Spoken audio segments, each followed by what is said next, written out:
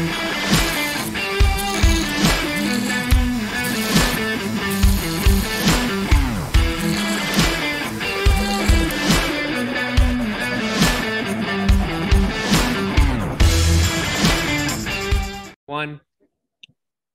Hey guys, what's up? Nico again here. And in this 3D Printing Profits episode, I have with us Mark. Mark, where are you coming from, man?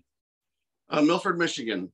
Michigan. So Mark does a lot of custom stuff, as you guys can see behind him. If you're on your podcast player, just wait till you get on the side of the road or wait till you get home to check out the stuff, because Mark's background right now has a lot of the stuff that he sells. And so we're going to dive in basically with Mark's business, what he does. Again, all of Mark's links are going to be in the description below if you're watching on YouTube. And if you're on your favorite podcast player, it's going to be in the show notes. Make sure you guys join us in our 3D Printing Side Hustle group. The link for that is going to be also in the description below. And let's get started. Mark, welcome to the show. Thanks much. It's a pleasure. So tell me, let's start off with your background, man. What's your background and how'd you get into 3D printing?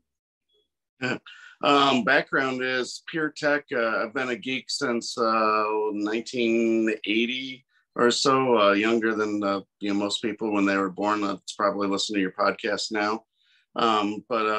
Yeah, I got into it when I was just in middle school and saw my first Apple computer where I could realized I could program games instead of playing them, and been just pure tech all the way. And finally got my first 3D printer in 2018 for Christmas. And what machine was that? Creality Ender 3. An Ender 3. That seems to be a good starter printer for people. So how did you get into the business, man? How did that all start? As far as the business side of it was really that I wanted to have my out in my workshop, have a couple of busts like the ones back here, and thought maybe putting them up on the wall, having them look down on me while I was in the workshop would be cool. And just after I started printing out a couple of them, I got hooked up with a friend that's a painter, and he convinced me to stop trying to find the special filament that I would want and just pick whatever filament and paint it up and make it look the way I want, rather than trying to find the special bronze filament that would make it look bronze or whatnot. And after about 3 months of that, my actual business partner in my real business started commenting that I could probably start selling these. He was really impressed with the quality, and it kind of led me here. Nice, man. So do you specifically just sell 3D printed busts of characters, or is there anything else? Yeah, really, I'm open, busts, figures, dioramas, props. We've actually been approached at the last Comic-Con that I was at by a guy that makes independent movies and wants to work with us to actually make props for his upcoming movies. Wow, so, congratulations, man. Yeah, thank you. It's kind of one of those things of, like I noted on before air, just had no idea this was kind of where things were taking me when I started on this. Sweet. So how much are you making a month profit on the business? On my side, really, not really in a month. It's I've been doing some online sales and commissions, but they've been kind of intermittent. The big thing is I've been doing Comic-Cons recently, and that's really where my money's been coming in, because instead of trying to do online sales where they might, looking at pictures or whatever, they're actually seeing these up close. They can actually see the quality at that point. Okay, so the bulk of your business comes from going to cons, right? Whether it's a Comic-Con or any other. I mean, because it seems like there's one every week now everywhere. So yeah, exactly. Yeah. And it depends on the Comic-Con. I've my most recent was Motor City Comic-Con, here in Metro Detroit, and that was without question my biggest and best. And that one, a little more than paid for everything, and give me some profit. But this was also early on in my career, so to speak. So, sure. How long have you been doing it? Since let's see, first Comic-Con was beginning of 21, because it was supposed to be 2020, and then COVID hit and kind of pushed everything back. And And instead of, getting upset about it, just like, oh, well, I guess I got more time to build more inventory for the Yeah, shows. yeah. That's awesome, man. So how'd you get your first customers when you first started? Actually, it was word of mouth. I was just talking with a couple of friends, and one was really into the game Skyrim. We were talking about it, and he noted that he would just he would do anything to have a helmet that's from one of the characters in Skyrim. I'm like, I can make that happen. And, that he literally paved the way to me thinking, well, maybe there's something about this. Cool, man. So yeah, actually, one of the rewards for my Patreon coming up is the Daedric helmet. So was that it? Is that the one he wanted? No, it was the kind of the Knights Guard. I can't remember, not Dawn Guard, but one of the more common characters that you run into. Gotcha. Yeah, cool, man. So what happened after that? Did you, for growth? Did things just start spreading? Yeah. Well, actually, what I meant to do was go to a Comic-Con that ended up falling through, but I ended up going there as a guest just and taking a couple of my prints. And I ended up getting one, the Teenage Mutant Ninja Turtles signed by Kevin Eastman, the co-creator of the Teenage Mutant Ninja Turtles. I had a Night King that was, I got signed by Richard Brake, the actor from the Game of Thrones. Wow. And that was, I have it framed up on my wall. I've got a picture. I bet, man, I would love one of those. And, that's that getting those signed and having them talk to me was one of those things where it kind of boosted the confidence and got me talking more and thinking more seriously. Yeah, I've really got to consider doing this. And I've actually done a couple of, tried to start to go online, did one sale, and it was going over to Russia.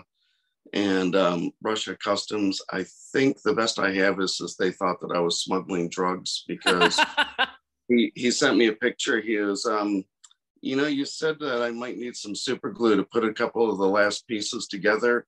I'm like, yeah, I was afraid that if I put them together and being shipping, they'd be damaged. And he took a picture. Was it supposed to look like this? I'm like, oh, no, it just looked like someone took a sledgehammer to him. I'm like, well, enough for the international sales. And that's when I kind of started thinking about, this whole direct talking with the person, seeing them eye to eye.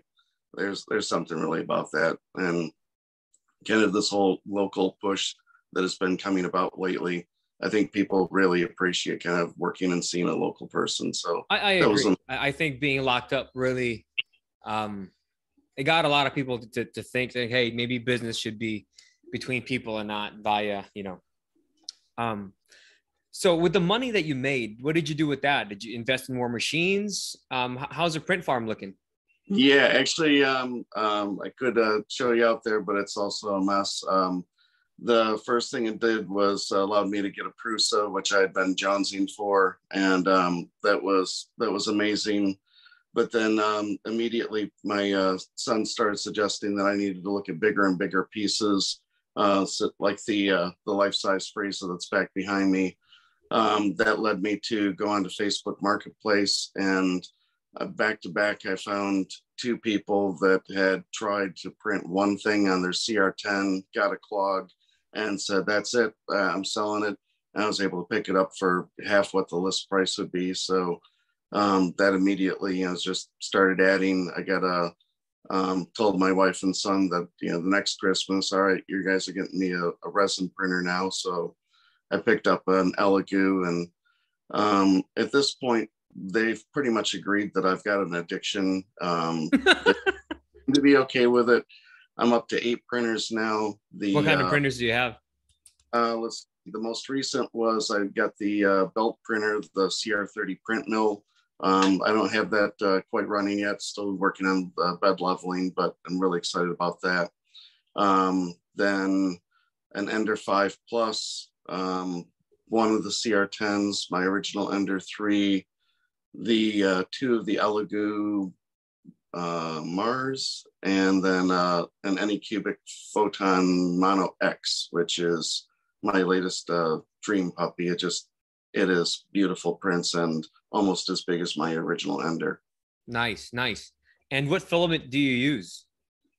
I've bounced around because I do a lot of the big prints. I've actually been using the somewhat questionable GST3K or 3D Max, whichever way you want to call that company.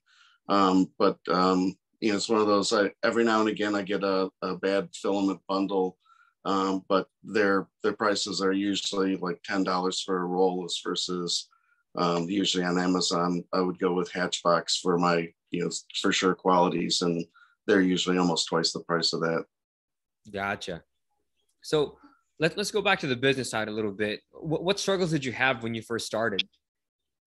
I'm sorry, I had a thing come up here. What was that? What was the what struggles did you have when you first started?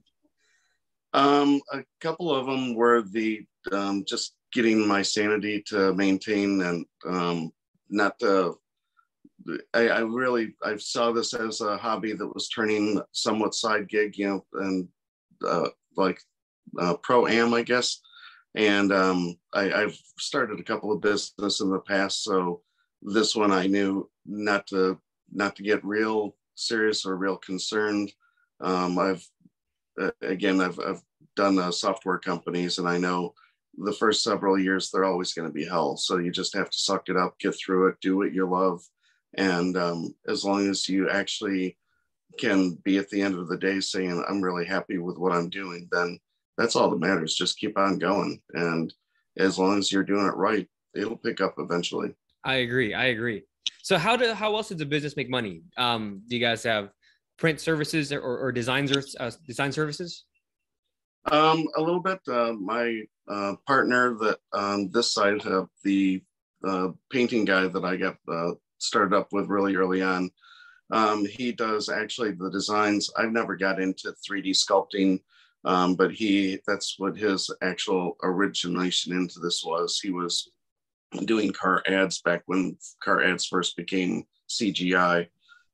So he's had a lot of experience with that, and he's been looking at selling his designs there, but he's also been taking his skills over to the metaverse with the Oculus, and starting to really go places there as well. So kind of spreading out into a lot of different subfields of this whole culture.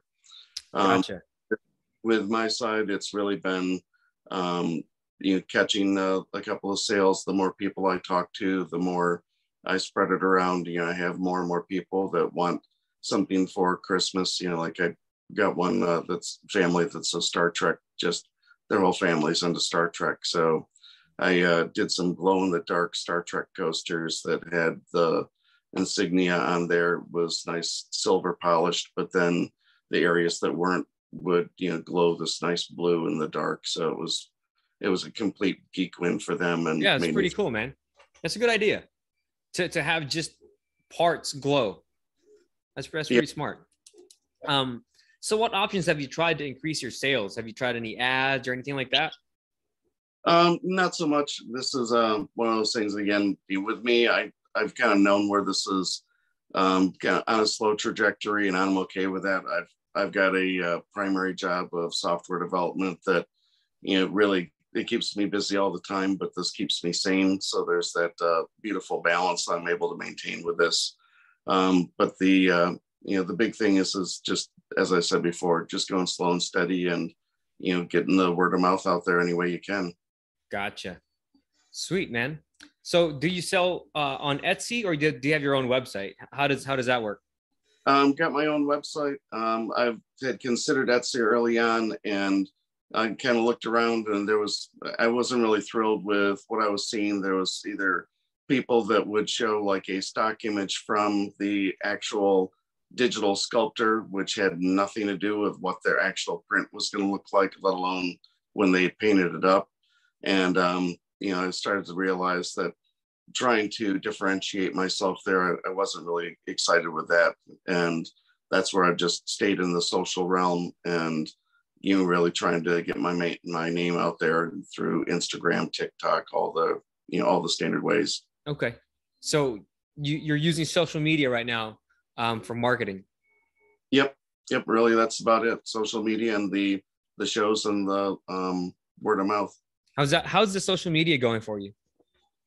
It's slow. It's not not doing spectacular, or not getting anything going viral or anything like that. But the people that I do talk to, like I've had several people that showed up to my show in Traverse City, and they asked, "You have a TikTok account, don't you?" I'm like, "Yeah." I said, "Yeah, I just saw your video last night," and I'm like, "Oh, well, That's glad pretty to have cool. you." That's awesome, man. So what's next for you? What's the future for Mark for the business? Really bigger and bigger. The CR print mill has really got my son's mind going. The fact that it can do infinite length items. He immediately started thinking about back to life-size items and has got me started on a life-size Demogorgon from Stranger Things. Nice. I've got a show in October. I'm hoping to have it ready for that. Be a nice Halloween aspect to it. That would be. Well, sweet, man. Well, let's wrap this up with your number one tip for anyone who wants to start their own 3D printing business. Number one is stay patient, stay cool. I set this up specifically in my detached garage, and I am thankful that my wife and son have never been able to hear the amount of cursing that has come, out of place. So it stays nice and contained.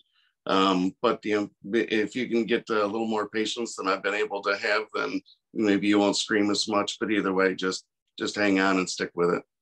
Cool.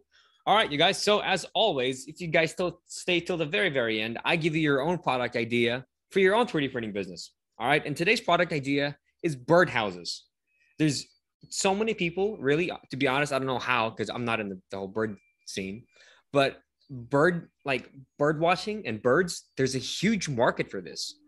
And how can you create a birdhouse that you don't really normally see? See, the 3D printer can build whatever birdhouse you can imagine. So take it how you will. What if you had your actual house, right, as the birdhouse, or some other thing, or like a gingerbread house, birdhouse, whatever it is. You guys, you can get creative with this. We can go on all day just on birdhouses alone. So that's your product idea for your own 3D printing business. Again, Mark, thank you for joining us. I really, really appreciate it. Congratulations. Good luck to you. And we'll do this again in the future. I'll check up on you. Awesome. Thanks so much. All right. Later, guys.